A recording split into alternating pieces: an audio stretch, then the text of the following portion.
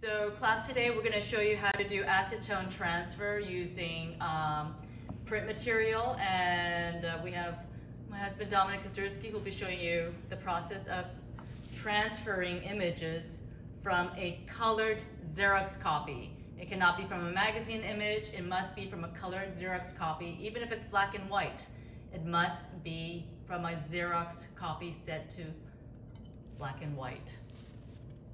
Yeah, so that's like a color Xerox on. There's an image. That's a color Xerox on paper, Okay.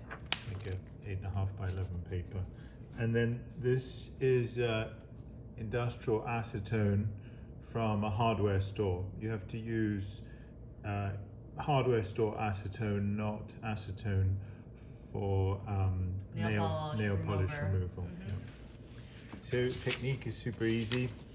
You see which image that you want to transfer. You can wear a plastic glove because acetone dries out the skin. It's not dangerous, but obviously it's flammable, so you have to be careful.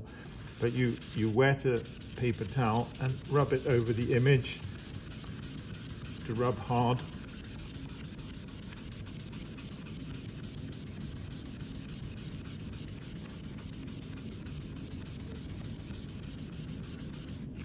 And then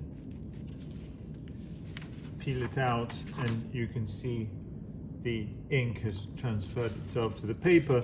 But what's very nice about the technique is that the image fades out at the edges, and you get a very nice quality out of it. And if you use it multiple times, the same image, it becomes much more a faded version of it. So you can do it again. So you can do it again just to show you.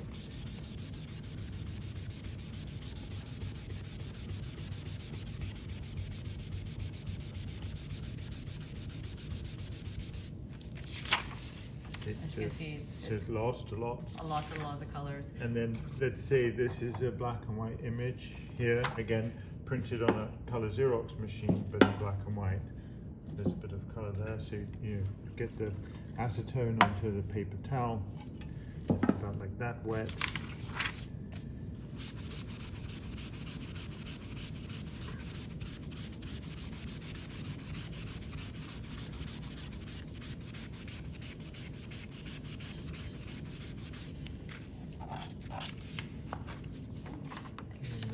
So also you can layer, once your image has dried on the piece of paper that you're considering, you should always use a natural quality paper. It shouldn't have a synthetic finish on the top. This is, as you can see, this is really a black and white.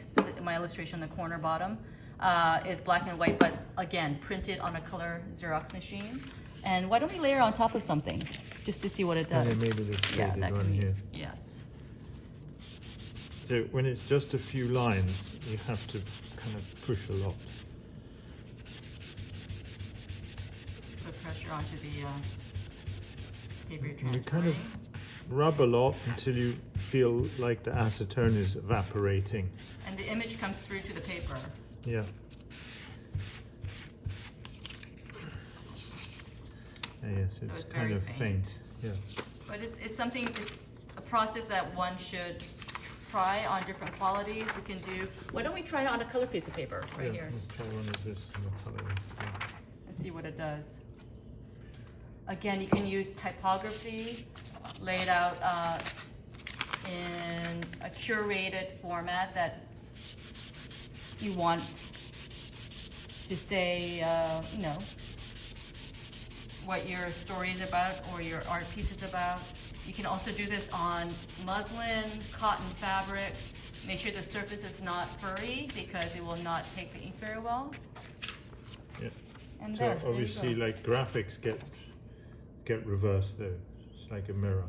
So if you're working, if you're making a design on Procreate or Illustrator, make sure your font is mirrored so that it prints in the direction that you want it to be. All right.